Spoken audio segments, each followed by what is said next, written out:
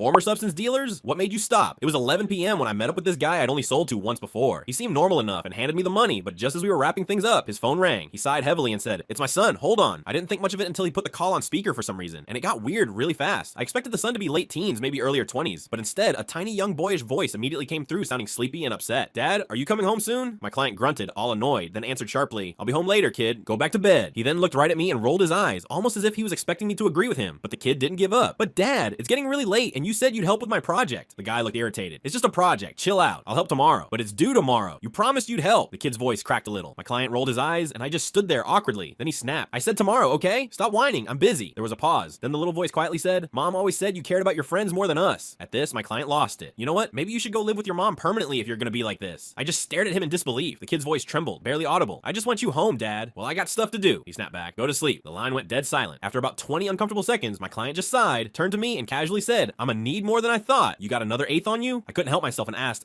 "Is your kid okay?" He shrugged without any emotion. "He's fine. Kids are dramatic. Anyway, about that eighth, I left as quickly as I could after that. I never sold again.